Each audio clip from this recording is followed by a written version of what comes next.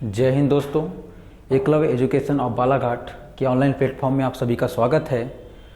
जैसा कि हमने आपको कहा था कि आज से हम कक्षा 10वीं की सामाजिक विज्ञान जिसमें दिया गया है भारत 2, जिसमें हमने पहले पढ़ा था कि 9वीं क्लास में समकालीन भारत 1 करके, तो यही उसके डीप फॉर्म में और गहराई से पढ़ेंगे हम कौन सा समकालीन भारत 2 में।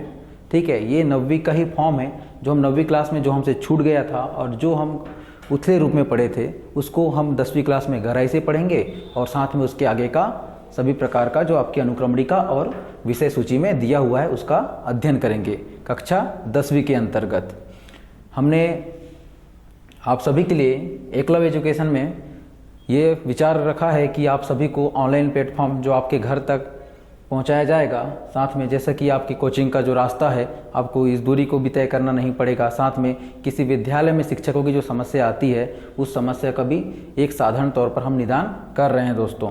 और हमारा एक विचार है कि हम सोच रखा है कि आप जितने भी विद्यार्थी गण हैं, अगर हमारे द्वारा आप हमारी क्लास परचेस करते हैं और हमारे से पढ़ते हैं, तो अगर आप जिले के किसी भी जिले के, चाहे आप मध्य प्रदेश के 53 जिले में से किसी भी जिले के हों, तो आप सभी को जिले पे टॉप पे आने पर, किसी भी जिले के टॉप 10 पे आने पर हमारे द्वारा आप सभी को 21,000 और पूरे मध्य प्रदेश राज्य में टॉप 10 पे आने पर 51,000 की राशि, मध्य प्रदेश राज्य के अंतर्गत अगर आप टॉप 10 में आ रहे हैं तो आपको 51,000 की राशि, और पूरे किसी भी ज़िले से हों, आप मध्य प्रदेश के संपूर्ण 53 जिलों में से किसी भी ज़िले से हों, अगर ज़िले में अगर आप टॉप 10 पे आते हैं तो आपको 21,000 की राशि और एक प्रमाण पत्र दिया जाएगा। और साथ में यह प्रोग्राम जो प्रमाण पत्र और राशि देने वाला होगा, ये बालाघाट जहाँ से हम ऑनलाइन क्लास ले रहे हैं यहीं पर किया जाएगा दोस्तों। और साथ ही हम आज और एक और घोषणा करते हैं कि जो भी विद्यार्थीगण एकलव्य एजुकेशन ऑफ बालाघाट से पढ़ रहे हैं, तो उनको हम ये विश्वास दिलाते हैं कि चाहे आपके घर से कोचिंग का सेंटर कितनी भी दूरी पर हो, या चाहे आप जिस स्कूल से पढ़ाई कर रहे हो वहाँ टीचर गण हो या ना हो, या किसी अच्छे शिक्षक की कमी हो, तो ये सारी कमियाँ और ये सारी दुविधाओं का समाधान हमारे ऑनलाइन प्लेटफॉर्म में दिया जा रहा है आपको बाकायदा। ये एक नॉमिनल कीमत जो मात्र 249 रुपये है, जिस पे आपको एक नहीं बल्कि संपूर्ण क्लास जो 9वीं की हो या 10वीं की हो या 11वीं की हो या 12वीं की हो, सभी प्रकार की संपूर्ण क्लास, किसी भी सब्जेक्ट, ऐसा नहीं कि कोई एक सब्जेक्ट की दी जा रही होगी, ये संपूर्ण क्लास है उस क्लास की कक्षा की। ठीक है दोस्तों, तो आज हम देखेंगे कि हम आज जो क्लास की बात कर रहे हैं ये समकालीन भारत 2, जो हम इसके जस्ट एक साल पहले कक्षा 9वीं में हमने पढ़ कर आए थे कि समकालीन भारत 1, जिसमें हमने देखा था भारत की स्थिति, जो भारत की बेसिक बातें थी। तो उसके बाद हम आज जो पढ़ेंगे ये है हमारा समकालीन भारत, जो हमको कक्षा 10वीं में पढ़ना है। तो इसके अंतर्गत हम थोड़ी गहराई में और साथ में उन क्वेश्चनों को डील करेंगे जो एग्ज़ाम के पॉइंट ऑफ व्यू से बहुत इंपॉर्टेंट हैं, और साथ में हम जो कक्षा आज करा रहे हैं, एक क्लास कराने के बाद जितना भी आपका सिलेबस है उसके अनुसार ही कराएंगे, और साथ में पूरी क्लास कराने के बाद जितने इंपॉर्टेंट क्वेश्चन आते हैं जो एग्ज़ाम के पॉइंट ऑफ व्यू से बहुत मोस्ट इंपॉर्टेंट हैं, जिनको हम कह सकते हैं कि एग्ज़ाम में ये हूबहू उठकर आ सकते हैं, तो उन क्वेश्चनों को भी डिस्कस करेंगे। और साथ में आपको यह भी बताएंगे कि क्वेश्चन को कैसे डील करना है, और साथ में यह भी होगा कि जो ऑब्जेक्टिव आते हैं 5 न्यू टाइप जो होते हैं विकल्पों, सही विकल्प का चयन कीजिए, उन विकल्प के बारे में भी हम अध्ययन करेंगे कि किस प्रकार से कौन सा विकल्प कहाँ से उठकर आता है। यथासंभव हो कि जो 5 विकल्प आते हैं आपके 5 यूनिट से ही उठकर आते हैं, किंतु हम देखेंगे कि हर यूनिट से हम 10-10, 20-20 ऑब्जेक्टिव ऐसे निकालेंगे जिनमें से कोई ना कोई एक ऑब्जेक्टिव आपको आपकी वार्षिक परीक्षा है, जो एनुअल एग्ज़ाम होती है, जिससे आपका रिजल्ट शो होता है, उसमें आपको देखने को मिलेगा। और साथ में हम लास्ट में 30 से 25 क्वेश्चन या 50 से 60 क्वेश्चन ऐसे करेंगे जो इम्पोर्टेंट हो, उनमें से भी उनमें से भी हम आपको लास्ट में कुछ क्वेश्चन ऐसे कराएंगे जिसकी जानकारी हम आपको अभी नहीं देंगे, जो क्वेश्चन ऐसे होंगे जो आपको हूबहू एग्ज़ाम में देखने को मिलेंगे। ठीक है दोस्तों, आज से हम चालू कर रहे हैं कक्षा 10वीं का समकालीन भारत 2, जिसको हम ज्योग्राफी के अंतर्गत पढ़ेंगे। तो हम, जैसा कि हमको सिलेबस में दिखाई दे रहा है कि आपकी कक्षा 10वीं में जो विषय सूची दी गई है उसमें हमको जो पढ़ना है वो पढ़ना है पहला संसाधन एवं विकास। जो पहला अध्याय में दिया गया है संसाधन एवं विकास, दूसरा दिया गया है वन एवं वन्य जीव संसाधन, दूसरा क्या दिया है वन एवं वन्य जीव संसाधन, तीसरा दिया है जल संसाधन, चौथा दिया है अध्याय में कृषि और पांचवें में दिया है खनिज तथा ऊर्जा संसाधन। तो जितने भी संसाधनों के बारे में हमको अध्ययन करना है वो आपकी 10वीं क्लासों में करना है ज्योग्राफी के अंतर्गत, जिसमें संसाधन एवं विकास, वन एवं वन्य जीव संसाधन, जल संसाधन, कृषि, खनिज एवं ऊर्जा संसाधन। और हम 6वीं यूनिट में आकर फिर पढ़ेंगे कि विनिर्माण, विनिर्माण मतलब निर्माण संबंधी ही है, विनिर्माण उद्योगों के बारे में हमको पढ़ना है अध्याय 6 के अंतर्गत। और हम अध्याय 7 में देखेंगे कि राष्ट्रीय अर्थव्यवस्था की जीवन रेखाएं, हम अध्याय 7 में देखेंगे राष्ट्रीय अर्थव्यवस्था की जीवन रेखाएं। क्या देखेंगे दोस्तों, हम अंतिम और लास्ट व 7वें अध्याय में देखेंगे कि राष्ट्रीय अर्थव्यवस्था की जीवन रेखाएं पूरा पढ़ने के बाद और अंत में हम देखेंगे कुछ शब्दावलियाँ दी रहती हैं जिनमें जैसे हमको बता देगा कि संसाधन क्या होते हैं, ऊर्जा संसाधन क्या होते हैं, वन संसाधन क्या होते हैं, जल संसाधन क्या होते हैं। इससे संबंधित हो गया अर्थव्यवस्था, एक शब्दावली आ गई कि राष्ट्रीय अर्थव्यवस्था क्या है, तो राष्ट्रीय अर्थव्यवस्था के बारे में पढ़ेंगे और इन सभी के बारे में हम गहराई से अध्ययन करेंगे आपकी कक्षा 10वीं के ज्योग्राफी के अंतर्गत। ठीक है दोस्तों, थोड़ा सा हम इसको देख लेते हैं कि जो इसमें दिया है संसाधन एवं विकास, जो अध्याय 1 है इसमें दिया है संसाधन एवं विकास। तो संसाधन क्या होते हैं, संसाधन क्या होते हैं, ऐसे वस्तु, संसाधन क्या होते हैं वो वस्तु जिनका उपयोग कर मानव प्राचीन से आधुनिकता की ओर बढ़ता है। ऐसी वस्तु या चीज़ें जिनका उपयोग कर मानव प्राचीन से आधुनिकता की ओर बढ़ता है वो संसाधन कहलाते हैं। जो भी मानव के लिए आवश्यक हो वो संसाधन कहलाते हैं। और यहाँ दिया है उनके विकास के बारे में कि जैसे हो गया जल, जल का उपयोग करके मानव क्या कर रहा है, वन का उपयोग करके मानव कितना बढ़ रहा है, वन हो गया, कृषि हो गया, खनिज हो गया, निर्माण उद्योग हो गया। ये सभी संसाधनों के बारे में हमको जो पढ़ना है वो अध्याय 1 में पढ़ेंगे और इनके विकास के बारे में पढ़ेंगे कि इस संसाधन से संबंधित कोई इंडस्ट्री या कोई उद्योग या कोई किसी प्रकार का कहीं पे लगा हो उसके बारे में हम अध्ययन करेंगे। किस क्षेत्र में कौन से संसाधन मिलेंगे इसका भी अध्ययन हमको अध्याय 1 में ही करना होगा। जब हम अध्याय 2 में जाएंगे तो इसमें हम पढ़ेंगे वन एवं वन्यजीव संसाधन, कि हमको फिर पता है कि हमने 9वीं क्लास में भी पढ़ा है पिछली क्लास में कि वन जो हैं भारत के किस क्षेत्र में कौन से वन पाए जाएंगे, जहाँ गर्मी है वहाँ पे कौन से वन पाए जाएंगे, जहाँ ठंड है वहाँ कौन से वन पाए जाएंगे और जहाँ सर्वाधिक मात्रा में वर्षा होती है वहाँ किस प्रकार के वन पाए जाएंगे। इसको हमने 9वीं क्लास में डिस्कस किया था दोस्तों, और हम उसी को 10वीं क्लास में पढ़ेंगे कि जहाँ पे जितने वन पाए जाएंगे वहाँ वन्य जीव भी पाए जाएंगे और इनका उपयोग संसाधन के रूप में करना ही वन जीव संसाधन कहलाता है दोस्तों। इसके बाद हम जाएंगे जल संसाधन। जल जो है नदियों के बहाव से बन रहा है, जल जो है नदियों के बहाव से दिखाई दे रहा है, तो उसके हम क्या करते हैं कि कोई बांध बना दिए जिससे हम विद्युत का उपयोग कर रहे हैं, विद्युत बना रहे हैं, उससे हम सिंचाई कर रहे हैं। तो जल का हम क्या कर रहे हैं, संसाधन के रूप में उपयोग कर रहे हैं। किसी वस्तु का मानव द्वारा उपयोग करके प्राचीन से आधुनिकता को अपनाना ही संसाधन कहलाता है।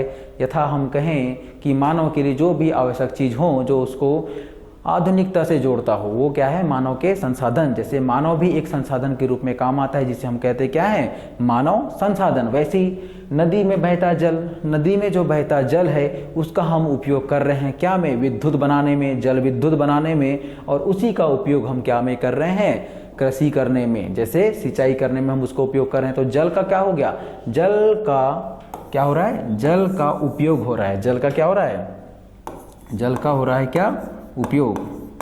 अब जब जल का उपयोग होगा तो हमने क्या पढ़ा है कि मानव द्वारा किसी भी वस्तु का उपयोग अपनी महत्वपूर्ण आवश्यकताओं की पूर्ति करने के लिए किया जाता है। तो वही वस्तुएं क्या कहलाती है? मानव संसाधन। मानव के लिए जो उपयोग में आने वाली जो संसाधन वाली वस्तुएं हैं वो संसाधन कहलाती हैं। जैसे ये जल है, तो जल का उपयोग मानव अपनी महत्वपूर्ण आवश्यकताओं की पूर्ति के लिए जब करेगा तो यही क्या कहलाएगा? जल संसाधन। तो ये क्या कहलाएगा? जल संसाधन। ये क्या कहलाएगा? जल संसाधन। वैसे ही हम अध्याय 4 में जब आएंगे तो हम अध्याय 4 में पढ़ेंगे क्या? कृषि। हम अध्याय 4 में पढ़ेंगे क्या? कृषि। इसमें हमको देखने मिलेगा कि भारत में दक्षिण भारत हो या उत्तर भारत हो या पूर्वी या पश्चिमी भारत हो, किस स्थान विशेष की कृषि कौन सी है, और जहाँ पे जितना ज़्यादा जल होगा वहाँ कृषि अच्छी होगी और जहाँ ज़्यादा सूखा पड़ेगा वहाँ कृषि कम होगी। ये सभी का अध्ययन हम करेंगे अध्याय 4 में कृषि के अंतर्गत दोस्तों। अब हम देखेंगे अध्याय 5 में जब आएंगे तो खनिज तथा ऊर्जा संसाधन के बारे में पढ़ेंगे। हम अध्याय 5 में क्या पढ़ेंगे? खनिज और ऊर्जा संसाधन। खनिज मतलब वो कि पृथ्वी के अंदर से उत्खनन या खनन कर पृथ्वी के अंदर से उत्खनन या खनन करके हम जो भी अवशेष या तत्व की प्राप्ति करते हैं वे खनिज होते हैं। साथ ही ऊर्जा संसाधन की अगर हम बात करें तो ऊर्जा संसाधन क्या? जिससे हमको ऊर्जा की प्राप्ति होती है, वो चाहे क्या हो, वो हो हमको परमाणु ऊर्जा हो, विद्युत ऊर्जा हो, जल विद्युत ऊर्जा हो, या फिर हमको वही क्या कहें कि हमको कोयले से उत्पादित ऊर्जा हो। ये हम ऊर्जा के अंतर्गत पढ़ेंगे। खनिज तथा ऊर्जा का संसाधन के रूप में उपयोग करना ही खनिज एवं ऊर्जा संसाधन कहलाएगा। उसको हम अध्याय 5 में देखेंगे। साथ में विनिर्माण, अध्याय 6 में हम देखेंगे विनिर्माण उद्योग। हम अभी तक जितने भी पढ़ेंगे अध्याय 5 तक, उन सभी संसाधनों का उपयोग कर किसी एक स्थान पर या किसी बहुत से स्थानों पर हम क्या करेंगे? एक उद्योग लगाएंगे, जिसमें हम इससे भांति भांति के अनेक चीज़ों का ट्रांसफॉर्मेशन करेंगे, मतलब बनाएंगे दोस्तों। तो उसको हम क्या करेंगे? उद्योग लगाकर इनका निर्माण करना ही विनिर्माण कहलाएगा। और हम जब लास्ट में आएंगे अध्याय 7 के अंतर्गत पढ़ेंगे राष्ट्रीय अर्थव्यवस्था की जीवन रेखाएं। हम क्या पढ़ेंगे? राष्ट्रीय अर्थव्यवस्था की जीवन रेखाएं, कि भारत की जो अर्थव्यवस्था है उसके महत्वपूर्ण आयाम पढ़ेंगे। मतलब आयाम मतलब ये कि भारत की अर्थव्यवस्था को चलाने में कौन कौन से फील्ड का महत्वपूर्ण योगदान होता है। जैसे हम बात करें कृषि, उसके बाद हम करें टैक्स, जैसे हम वन, ये जितने भी संसाधन हैं इनका उपयोग कर इनसे जो हमको राजस्व प्राप्ति होती है उसका हम पढ़ेंगे कौन से में? 7वें अध्याय में, जिसमें राष्ट्रीय अर्थव्यवस्था की जीवन रेखाएं कौन कौन सी हैं। भारत की अर्थव्यवस्था को बढ़ाने में किस किस फील्ड का हाथ है, ये हमको देखने मिलेगा अध्याय 7 के अंतर्गत। ठीक है दोस्तों, यही आपके अध्याय सूची में दिया हुआ है। इतना ही हमको पढ़ना है और इसके अलावा हमको कहीं से किसी प्रकार का कोई और नहीं पढ़ना है, क्योंकि जितना ही आपके सिलेबस में दिया है क्वेश्चन वहीं से आएगा। इसके अलावा कहीं से क्वेश्चन और पूछ नहीं सकता है, इसकी कोई संभावना होती ही नहीं है दोस्तों। और हमारे द्वारा अभी का पढ़ाया हुआ, हमारे द्वारा कक्षा 9वीं 10वीं 11वीं में पढ़ा हुआ, ये हमको बाद में भी काम आएगा। ऐसा नहीं है कि हम 10वीं के बाद इसको भूल जाएं तो हमको कभी काम आने वाला है ही नहीं। अगर आप 10वीं के बाद 11वीं 12वीं में भी अगर संबंधित सब्जेक्ट लेते हैं तो भी काम आएगा, या फिर आप 12वीं क्लास के बाद, या आप क्या करें 12वीं के बाद किसी ऐसे फील्ड की तैयारी करें, जैसे हो गया नीट में भी आपको बायोलॉजी काम आएगा। नीट हो गया, पीएससी हो गया जो मध्य प्रदेश का है, या अदर स्टेट एग्ज़ाम का पीएससी हो गया। और साथ में अगर आप UPSC union public service commission की तैयारी करें, या आप जेई करें, ऐसा नहीं कि एक ही सब्जेक्ट हो। 9वीं कक्षा 10वीं कक्षा और 11वीं में बहुत से सब्जेक्ट हैं जो इन सारे एग्ज़ामों में कंपलसरी होते हैं। जैसे कि हम बात करें कि कोई भारत की जो एग्ज़ाम है सबसे बड़ी, उसको देने की कोशिश करता है यूपीएससी, तो उसमें क्या होता है कि जो व्यक्ति विशेष है यूपीएससी की तैयारी करने के पहले क्या करता है, वो 6वीं क्लास से लेके 12वीं तक की संपूर्ण एनसीईआरटी बुकों का पहले अध्ययन करता है। उसके बाद अपनी रेफरेंस बुक लेकर आगे की तैयारी को जोर देता है दोस्तों। तो हम अभी आपको इतना डीपली और इतना बेसिक पढ़ा देंगे कि अगर बाद में आप अपना एम डिसाइड करते हैं, अपना उद्देश्य डिसाइड करते हैं कि हमको आगे ये करना है, तो उसमें किसी प्रकार की कोई दुविधा नहीं होनी चाहिए दोस्तों। और साथ में आपका वर्तमान का प्रदर्शन आपका वर्तमान स्थिति का, मतलब आप अगर अभी 10वीं क्लास में हैं तो कक्षा 10वीं का प्रदर्शन आपको बहुत आगे तक ले जाएगा। और साथ में हमारे से संबंधित जितने विद्यार्थीगण हैं उनके लिए हम प्रमुख घोषणाएं भी कर चुके हैं कि जो विद्यार्थीगण राज्य की सूची में, मध्य प्रदेश राज्य की सूची में टॉप 10 पे आता है तो उसको 51,000 और एक प्रशस्ति पत्र से संबोधित किया जाएगा। और साथ में जो किसी भी जिले का हो, चाहे मध्य प्रदेश के 53 जिले में से किसी भी जिले का कोई विद्यार्थीगण हो, तो उसको हम 21,000 और एक प्रशस्ति पत्र से संबोधित करेंगे। बाकायदा उसे हम अपने online platform Eklavya education of Balaghat near by माहौले हार्डवेयर यहाँ बुलाया जाएगा और उसको यहाँ से पुरस्कृत किया जाएगा दोस्तों।